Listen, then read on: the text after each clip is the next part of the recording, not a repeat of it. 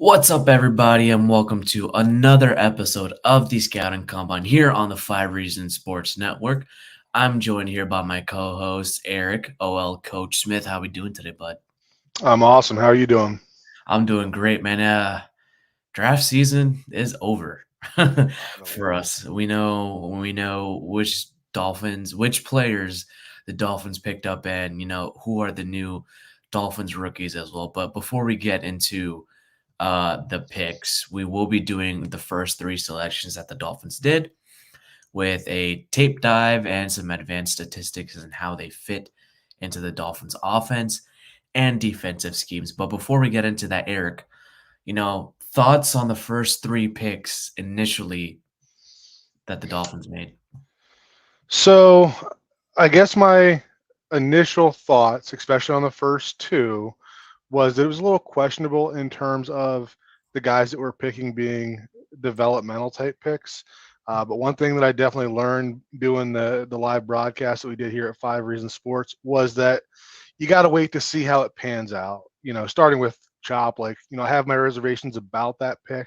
I can see the future of that pick. I had some concerns about the now of that pick, but you get to day three and Chris Greer does some things, and even into the UDFA's, that kind of helps to alleviate some of those. I think that overall, I think that Chris Greer, did a really good job of showing that he knows the boards better than what we do. Yeah, for sure. I was a little bit taken back by the Chop Robinson pick. I thought that the Dolphins would go offensive line first because of the needs along there. They took care of that with their second round selection in Patrick Paul, more so developing for the future. And basically, the theme of draft night was mentor and develop for the future.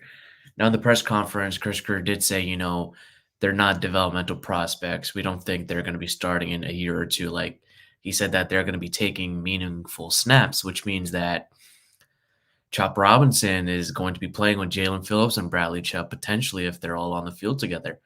Yeah. Uh, Teron Armstead, if he goes down, Patrick Paul, could he be the next guy up? Could he, play maybe 400 or 500 snaps this season as well?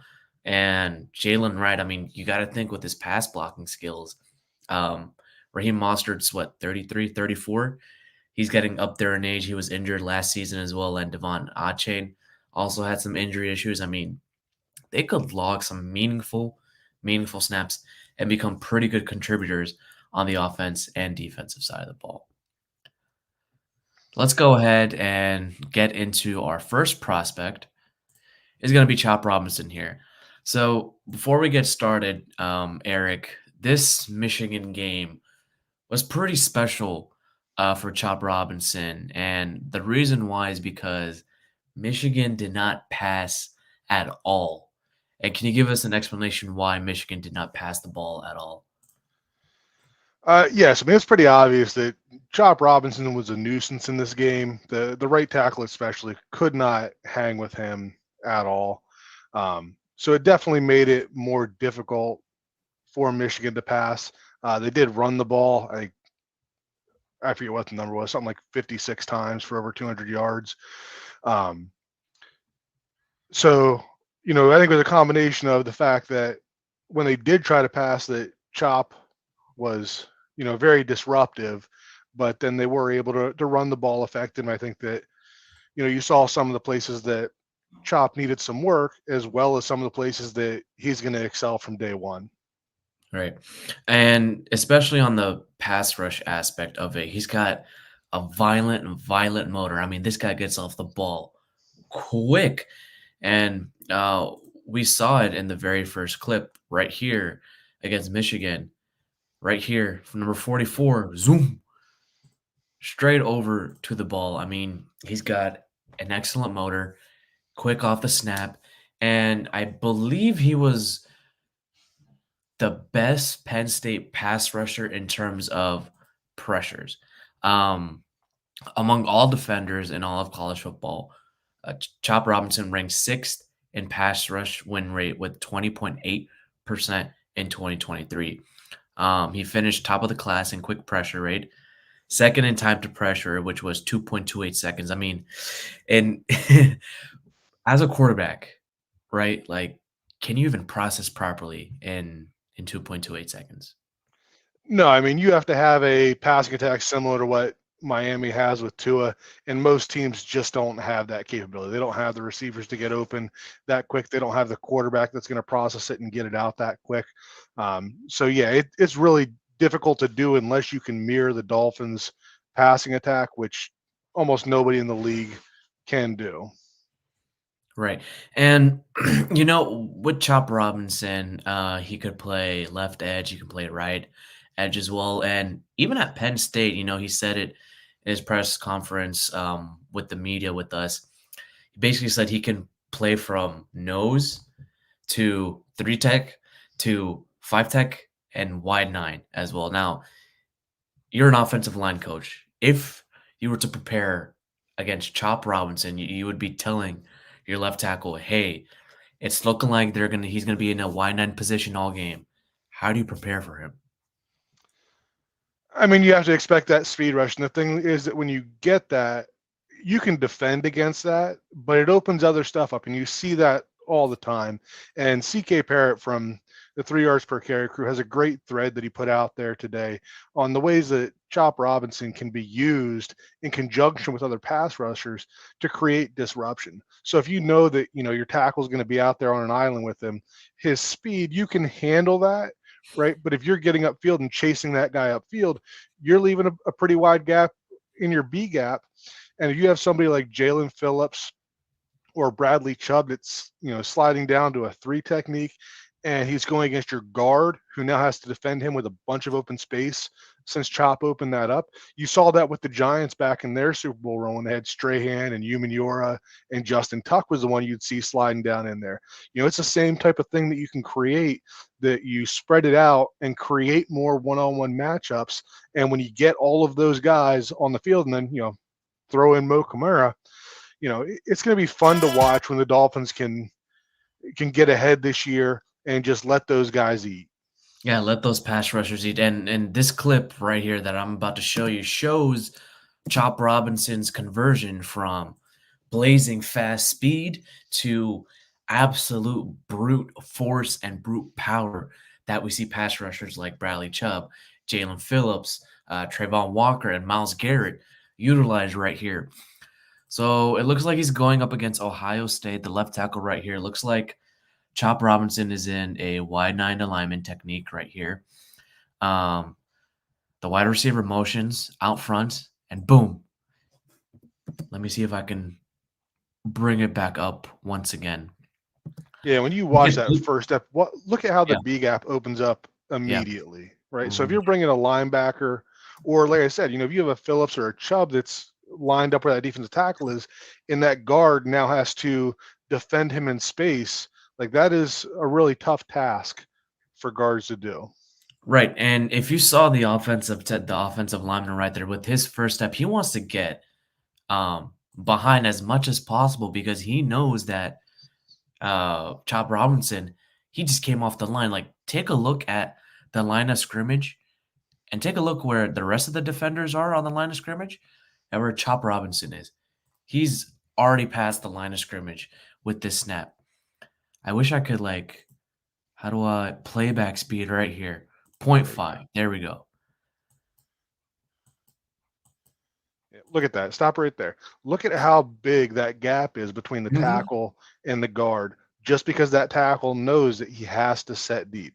And that just leaves lots of options. Talking about his takeoff, there's a good video. I think NFL Network put it out there of the combine, the 40 time, and it was, you know, kind of a overlay that had Chop. I think it was Nick Bosa and Will Anderson all running their 40, and just right off the snap, you see Chop just pulling away from, those guys that were elite prospects coming out. And, Mhm. Nick Bosa, I think, was a defensive player of the year, pretty close to it, right? And Chop is just leaving them in the dust. Oh, yeah. Oh, yeah. 100%. Take a look at how big this B gap is. And, speaking with Anthony Weaver and his scheme, it's very multiple, not so complex, but he does utilize a pretty large and pretty heavy defensive line rotation. So when we're talking third down pass rush packages, you're talking about Chop, Jaylen, once Bradley Chubb is healthy, added Mo Kamara as well. Potentially even Jordan Brooks if he's blitzing as a linebacker. And we can't forget about Shaq Barrett, whose profile is similar to Mo Kamara's as well.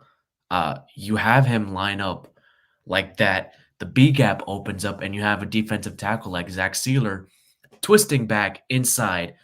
He immediately pressures the quarterback in the face. Could lead to an incompletion, could lead to an interception as well. I mean, there are a lot of things that the Dolphins can do with this pass rush unit. And just take a look at he converts his speed to power and just pushes the offensive tackle back into Ohio State's quarterback, Kyle McCord. We'll run that clip one more time. Speed pushes him right into the quarterback's face. That's straight up an incompletion. And if you're talking about that on third downs, boy, is that big to get the offense off the field and, prevent a touchdown and only have, potentially 3 points for the opposing offense. Where is it? All right. As we get out of, analyzing Chop Robinson overall, initially, the pick was a bit confusing. Now taking a look holistically, this pass rush unit, what are your overall thoughts now that the draft and pretty much free agency is finalized? Yeah, so that's one of the deals that I got out of that first night of the draft, and I started looking back over it, and Chop may not have been my pick, right? But there's nobody that I can say that I was sitting there banging the table for at 21. I thought the first half of the draft, it went awesome, right? Four Right. quarterbacks going in the first 8 picks. I don't think there was a defensive player off the board before like pick 15, right? But then you get to picks 15, 17, 19. They're all edge rushers. Pick Right. 20 is Troy Fatanu, who may have been the guy that they were trying to trade up for. And you get to 21, and there's not the options that we thought were going to be there. And, Chop fits as well as any of the other ones that were there, in my opinion. And with the second pick, I think that, like I said, Greer reads the board better than we do because there was not another true edge that went between picks 21 and 55. The next true edge was Marshawn Nealand at 56. So Chop Robinson wasn't going to be there at 55 for us to do that. And I had said back in February that I felt that an edge rusher was Miami's top need, just with the injuries to Chubb and Phillips and not knowing what we were going to have at the beginning of the season. So as I look back on it and the way that those picks went leading up to it and what happened after that, I really think that Greer did a good job with making this pick. A lot of Dolphins fans really thought he was sleeping. Sleepy Greer. Chris Greer, wake up. Wake up. Now that we have, the advanced metrics, the film, the reactions, the instant analysis, now a lot of people are pretty much open to Chop Robinson. The next pick was Patrick Paul with the 55th pick. And looking at your reaction on day two on our, day two live stream on the Fire Region Sports Network, you didn't look so happy, my guy. Yeah, and again, it wasn't necessarily an issue with Paul. It was more of an issue with, I felt like at that point that, our first 2 picks are guys that we really don't expect to play a whole lot. And, like I said earlier in this pod, Greer kind of alleviated some of those concerns later. And, I think that the Paul pick was about where I thought that he belonged. I think that he will be a really good player. My pre-draft notes from him, which I did tackles pretty early in the process. I think it was even before Armstead had said that he was coming back. So I was still looking at it from a perspective of, what if we need to get a left tackle? And the notes that I had on Patrick Paul, I said that it's somebody that could start, right? Not that he's going to come in and just be a stud, right? But there are worse starting NFL tackles in the league than Patrick Paul is right now. but I wouldn't have gone into the season with him being the only option. So with those in mind, those things in mind, right? He came to the Dolphins where Armstead is the clear starter. Lamb is there in case he's not ready to go. But when you look at his upside and what he could be with a year of being behind Teron Armstead, who's one of the best mentors in the NFL as far as offensive line, and then getting into the room with Butch Berry, his upside is huge. And while I don't like what he's going to give us this year, um, I do like the future potential of this pick. I mean, I'm looking at this pick and I'm expecting him beginning in 2025 to be our starting left tackle for the next 10 years. And hopefully with the development from this year, he's a second round pick this year. And like I said, that's where I had him. But hopefully his development makes him next year to be up there with those guys that are being drafted in the first round. And, we've got this guy that is now NFL ready who's going to slide into that left tackle spot. And we're going to be good for a long time there. Yep, he's a big guy, 6 feet 7 inches, 330 pounds, almost 3,000 career snaps at the left tackle position. His pass blocking efficiency was not below 98 PFF grade. His final season was a career best 98.9. He earned a near perfect pass protection grade. He only surrendered 9 quarterback pressures on almost 500 snaps in pass protections, 51 pressures overall in his in 51 pressures overall in his pass pro sets throughout his career. Last season, he only allowed 1 sack, 1 hit, and allowed defenders to touch his starting quarterback twice, twice, twice. That's about it. Um, his combine numbers were pretty impressive at his size. 5.13 40-yard dash, 1.77 10 cone as well. And I mean, he's really big for his freaking size, yo. Um, does that concern you as in the left tackle position for the scheme and how this offensive scheme is made? No, I think it's a huge benefit. Like when you look at the way that they're trying to get outside and they're trying to get the edge on some of these defensive ends, those huge that the huge arm length is going to be a benefit. And I know that there's concerns about his hand placement and the way that he kind of gets around a defender, and I get that. And it does need to improve. If it didn't need to improve, he wouldn't have been sitting there in the second round. But I think it's getting overblown a little bit. And I had posted a thread showing, Armstead using that same type of technique, right? It's not going to be coached with a lot of guys. You're not going to see a high schooler doing that because it's going to get called for holding. But you see, like that clip that you just ran there, they're wrapping up those defensive ends all the Right here. time, right? Yep. And that's not getting called in the NFL. So it's not going to get called. Then let's teach that technique. And you see, Teron Armstead, I don't know how he doesn't get called for holding more often. But this is the same thing he does, and he's made a long and very lucrative career off of doing that.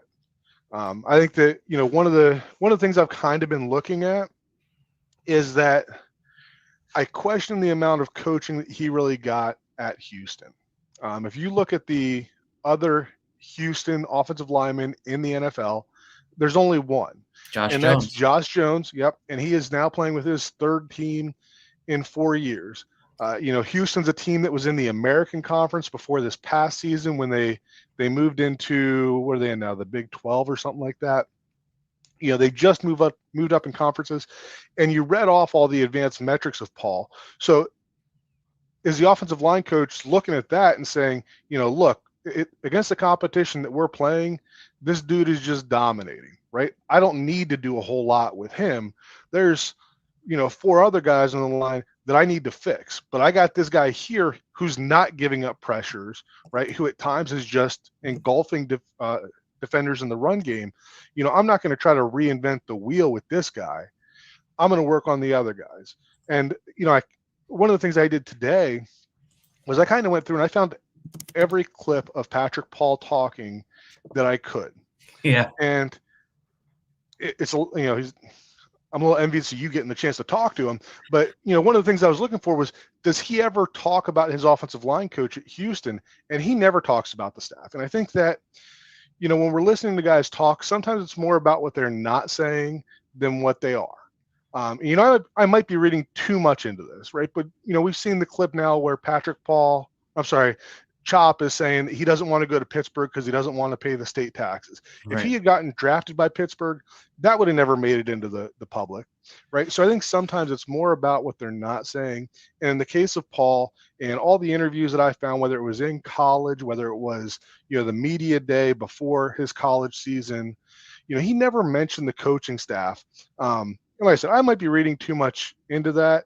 It's just that when you look at the lack of NFL linemen that have come out of Houston and, the lack of refinement that he has in some of his techniques, I think that there could be a case to be made that it's not that he has been coached these bad techniques or he hasn't been coached out of them. It might be just that, he hasn't had great coaching. I think it's a great sign that he said that, as soon as the season ended in December, he was going out and getting with Duke Manyweather, and he's been working with him since, right? So I expect that whatever he shows up to at rookie minicamp is already going to be an improvement over what he had shown leading up to that. Yep. And speaking of that clip, I know you're a little bit envious of me asking that question to Patrick Paul instead, because I mean it was obvious he's got the length, he's got the athleticism.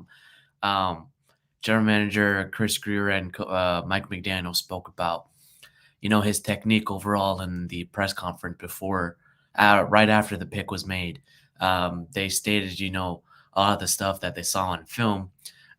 He didn't have the technique that could have solved his issues, but he made up for it with his length and athleticism. He had some issues balancing out his hands and his feet at the same time together, but because of his length, because of his size, his athleticism, it worked out, especially at Houston in college, facing Big 12 defenders, AAC defenders. But this is now the NFL. So here's a clip where, I speak with Paul and ask him, what has he done to work on his technique issues? And here we go.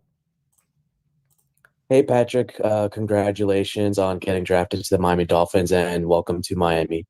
Thank you so much, brother. I appreciate you. For real. Appreciate you too, brother. Nice job. Yeah. I wanted to ask you because there were a lot of scouts and analysts specifically talking about your hand technique, and head coach Mike McDaniel in his presser stated that, with your athleticism, with your foot speed and your quickness and your big body, you're a great athlete. You can attack the B gaps as well and move up to the second level, and it helps to mask some of those technical deficiencies. In the offseason, you were working with offensive lineman coach Duke Mayweather as well. What were some things that you guys did throughout this draft process to work on your hand techniques and other techniques as well to get ready for the NFL?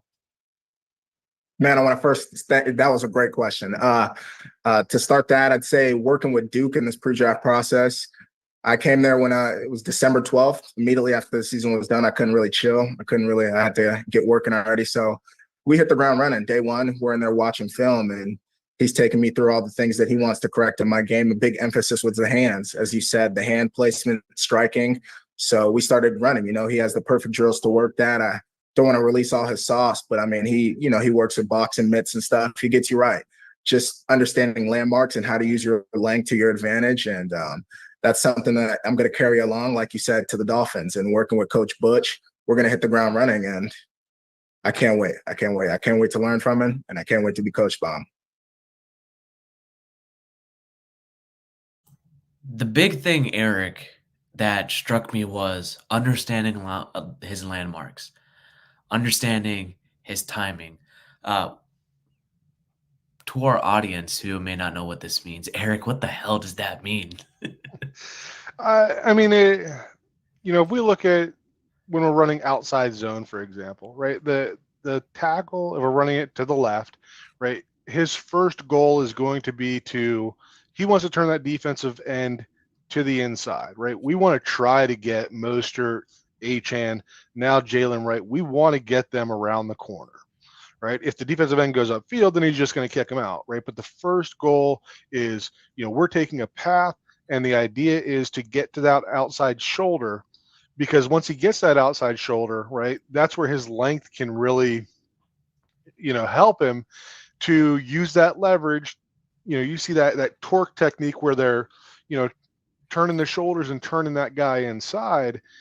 But if you don't have the right landmark to begin, like if you're, if we're looking here at that pre-snap alignment and his left hand is shooting to the center of that defender, then you're never going to be able to get outside of him, right? So when we're talking about landmarks, it's, your feet and your hands are tied together. They got to work in unison. And so that's kind of where the landmarks come in, is that if you aren't hitting at the right landmarks with your hands, right, then you can't finish the way that you need to. And, similar idea on that pass block. Now that was a good example of where he's just more athletic than that guy. And, he just uses his size to run and past the quarterback. But, if you watch his feet, and I think that's where, if we're rebuilding him, that's where it needs to start, and that will translate to the hands. But like in his pass sets, his feet get too close together sometimes. If you look at a good pass set, you can kind of pretend like there's, if I was talking to my guys, I would say like a PVC pipe between your ankles that doesn't prevent your ankles from getting close together. And if you go back and watch some of his Senior Bowl one-on-one reps, you can kind of see what I'm talking about there. It's a little tougher in the game, but when you're seeing that heel clicking, that's kind of where you're going to see things fall apart. Now that rep there that you just showed, that was a good rep. Again, here his feet are staying apart, and that guy's never going to challenge the quarterback. It's when his feet get close together. Here, right? Right, his feet, look at his ankles, right? There's no heel click in there. His ankles aren't getting close together. And when he has that right, like, he looks flat out dominant. It's the same thing in the running game that, when your feet get close together, picture just standing up with your feet close together and somebody trying to tip you over, right? It's a lot easier to knock you off balance when your feet are together as opposed to when your feet are apart. And that's a big thing that, I expect them to work on him with, is just maintaining that good base, keeping those feet nice and wide apart, especially in pass protection, right? And then once we've got the feet working in the right direction and, taking the proper steps, then we get into the hand placement, and, the hand placement can block a counter move, right? If you're trying to block a Chop Robinson that's getting upfield and you overset on that, and you're punching for his outside shoulder, once Chop develops that spin move like a Dwight Freeney deal, like, he's going to be a complete nightmare, right? But if you can learn to kind of just assist him upfield, right? Get that inside hand on his backside so that if he spins, you're still there. Right. So that's the kind of stuff when it comes to hand placement that we can talk about. Yeah. Another advanced metric with Patrick Paul, I believe he had less than 2 seconds of pressure in non-RPO pro passing style pass sets. I believe it was less than 2 seconds of pressure. He had a couple of them. Did balloons just I have no come idea out what of that was. How- That was pretty cool. I'm sorry. Here's the correction. He only gave up 2 pressures, not 2 seconds. He only gave up 2 pressures in non-RPO pass protection sets in 1,000 snaps. This entire offensive line is built on a quick passing style, and it is very, very rarely a pass protection type of offensive line. This offensive line is about mauling you, face forward. They are a front moving offensive line, not a back moving offensive line in terms of pass protection. So that helps out Paul, uh, Aaron Brewer, and Tua Tagovailoa overall. All right, our third pick was running back Jaylen Wright. What was your initial reaction with Jaylen Wright, Eric? So I didn't know a whole lot about him. I mean, this seems to be the one pick that universally Dolphins fans are happy with, right? Some people like him a lot more. Like some people had him as a top running back. They'd have drafted him in the second round at 55 and been happy with it. But I don't think anybody had him, further than the fourth round. It's not like anybody had him in the sixth round and felt like this was a reach. So I didn't watch a whole lot of him before the draft. So it's kind of an unknown when they drafted him, but I trust Mike McDaniel picking a running back. And he, athletically, another dude that's off the charts. And I like what he can bring to the offense. I think he might have, a little bit of a learning curve when you go back and look at the offense that he played in, but he definitely has some attributes. And, you mentioned pass protection with him before when we were talking. That's one thing that he can bring from day one that, some of the other guys don't have. So I think there's definitely a path for him to play early, especially after Eric Ezukama got injured. You saw a lot more of Achane and Mostert on the field together. I think that adding a guy like Wright allows you to continue doing that, but keep these guys fresh. So I like the pick from that aspect, that I think that he's going to slot in as a nice piece of that rotation pretty early in his career. Right.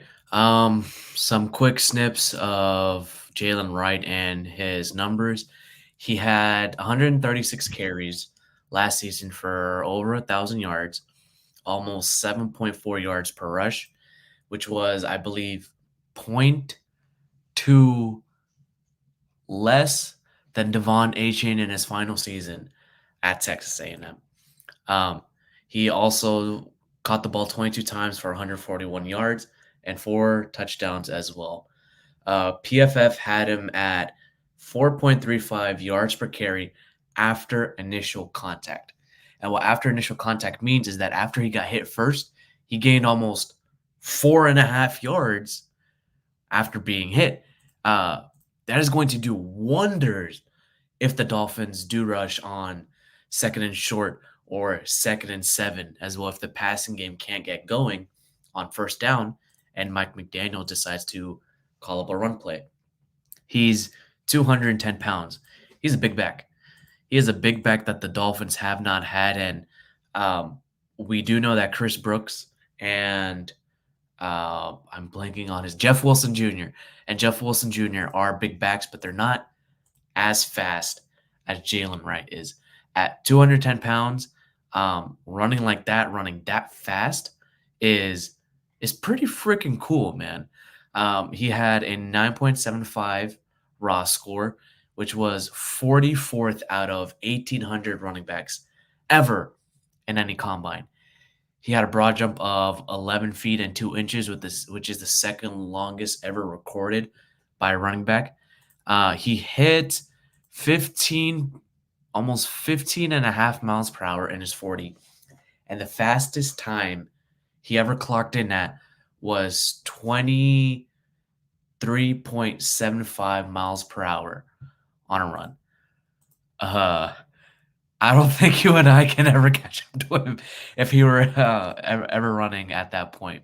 Right, Eric?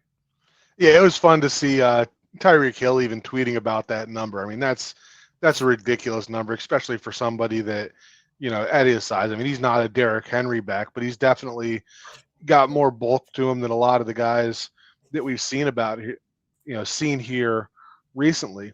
I think one of the hesitations with him, maybe the reason that he fell, like I said, the offense is tough to translate to the NFL. I think I saw or heard only light boxes. So, I mean, he shows some good ability, like in this clip that's playing now, right? When he sees that hole, he hits the gas and he's gone. And he shows some good ability to, read a block and cut off of that. In the NFL, things are going to be a little more condensed. He's going to have to, learn to get a little skinnier on some of those because the holes aren't going to be as big. But, the upside on this pick is huge. And then you add in this route. We can give the offensive line a little help here or there that we haven't been able to do in the past. I think there's a lot of potential with this pick.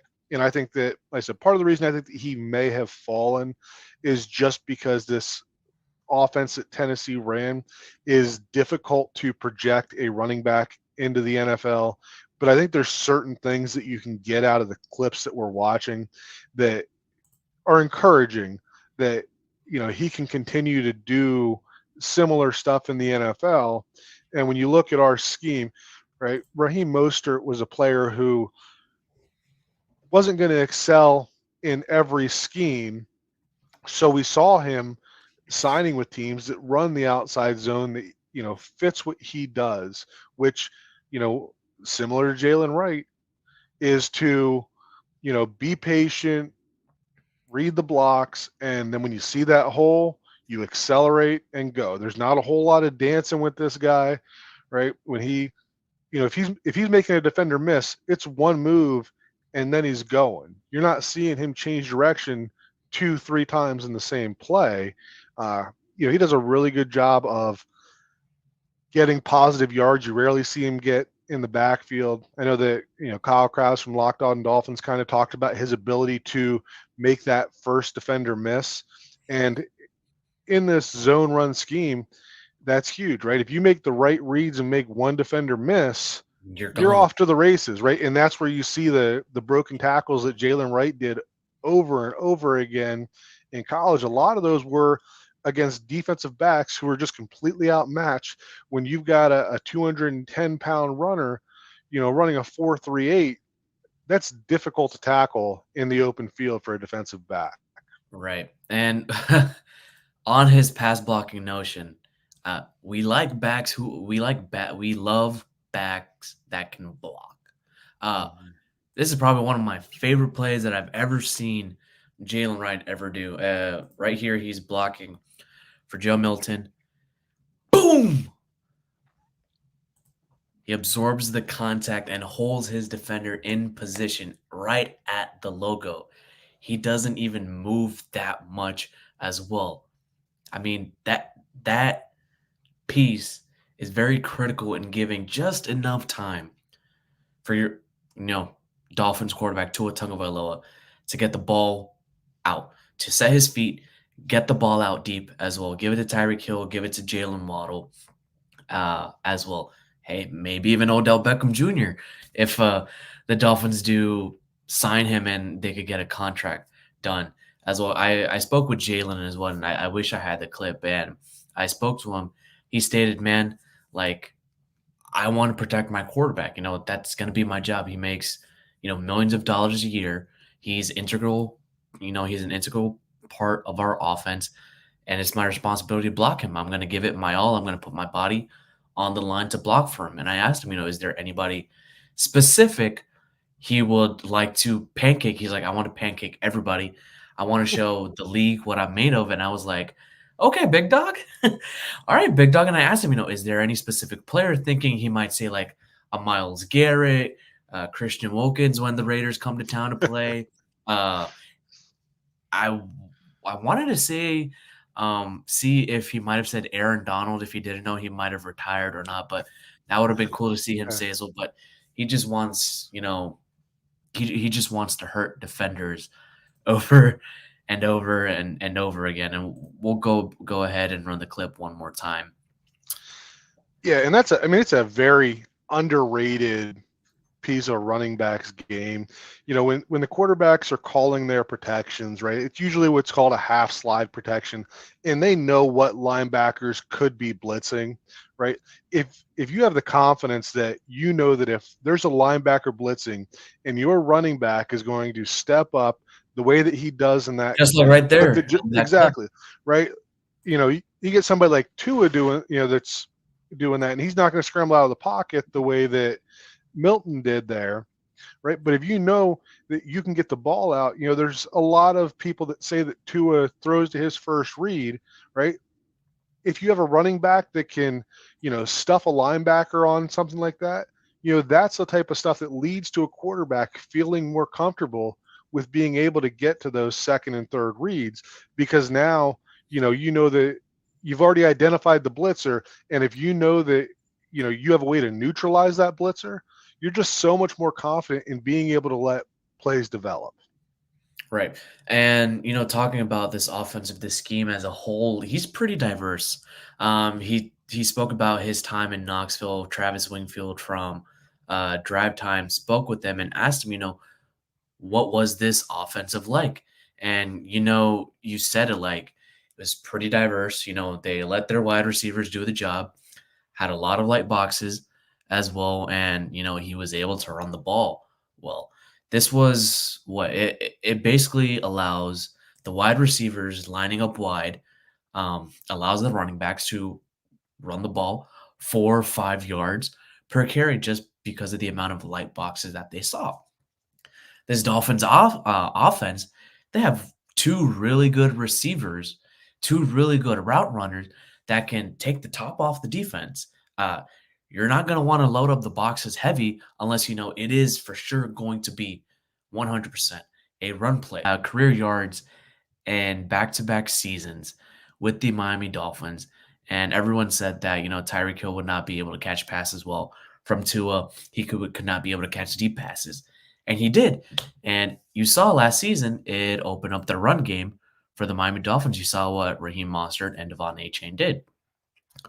When I took a look at Jaylen Wright 86 times in a man gap power scheme on runs between the center and the guard, which is the A gaps right here and right here. Jaylen Wright rushed for almost 500 yards. On runs wide of the formation, outside of the tight end, he posted almost 200 yards. He also had 118 yards in between the B gaps, between the guards and the tackles, 118 yards. And in the C gaps, he had almost 200 yards in between the tackle and the tight end. He can run the damn fucking ball. Absolutely. I finally have the quote right here. My time in Knoxville, we had receivers to space out the field. That's just something, the Miami Dolphins do really well.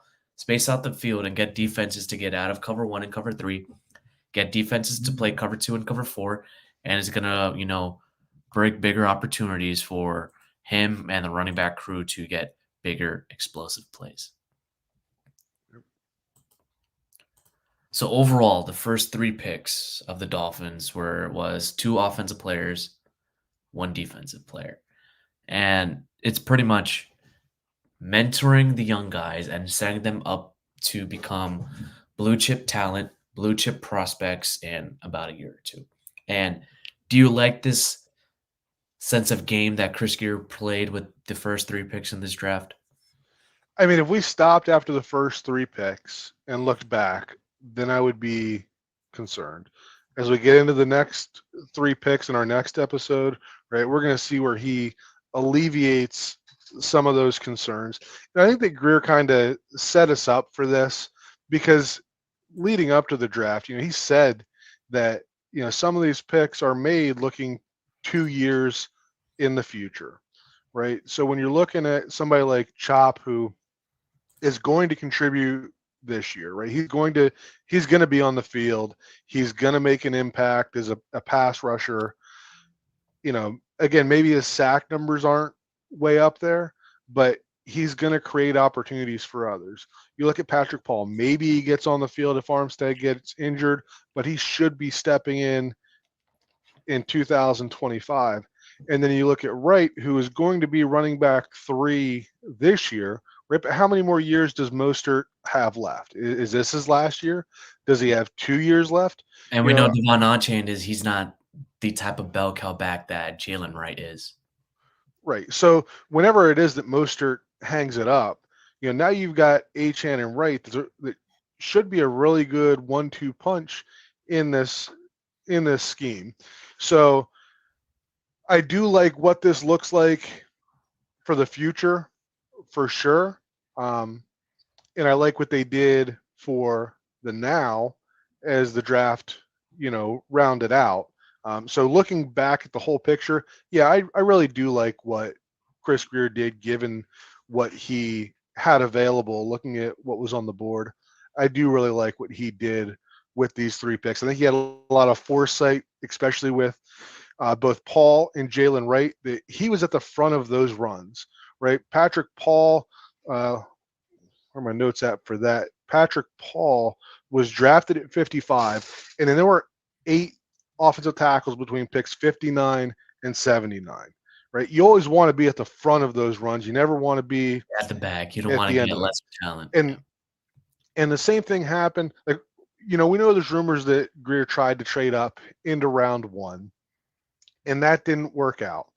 And that was probably because the price was just too high. And we know that Grier doesn't like to overpay. But trading a 3rd next year for a 4th this year is pretty much standard value. It's usually one round higher to trade a future pick. So, and he jumped in again right at the right time. So between picks 66 and 88, there were only 3 running backs drafted. And then right after the Dolphins selected Jaylen Wright, came the run on running right. backs as well. Like, you had, I think, 6 or 7 running backs taken within at least 20 picks, I believe. Yeah, there were so I think there was definitely 5 between 100 and pick 125 and 134. And I think Sionavaki was listed as a running back when he was drafted. That I think counts that's as because it was on the when I was looking back over the draft picks and I counted 6, and I thought that seemed weird and looked over the name, and I thought maybe it was a misprint, but apparently he played running back He in did. college as well, and that's the way that he was announced when he was picked, right? So you've got Jaylen Wright that was picked at 120, and then you got 6 backs picked between 125 and 134. So I think that Grier did a really good job of having the foresight to see how the boards were falling and where the runs were going to be, and getting in front of those runs to get those guys. Whether you like Patrick Paul, for example, right? You know that Miami got their guy in that second tier of offensive tackles. They weren't sitting there as the 3rd or 4th in line, and we have to sit here and say, well, did he want Rosengarten or did he want Fisher, right? We know that he wanted Paul over any of those guys, and we just got to let it play out and hope that the potential of Paul, which I think that the ceiling on Paul is way more than those 2 or the other guys that went after him, and hopefully Grier's vision for that shows the same way. Yeah, he pretty much drafted with conviction, with Chop Robinson, Patrick Paul, and the running back, which I suspect Mike McDaniel was going gung ho on Chris Grier to trade up for as well. I'm sure. We'll see how these players do in the first season, and we'll certainly be following along as well. Join us for our next episode on part 2, detailing the last 3 picks the Miami Dolphins made next week, right here on the 5 Reasons Sports Network, right here on the Scouting Combine. Thank you, everybody. Eric, fantastic analysis today. Go Fins. Great show. Thanks.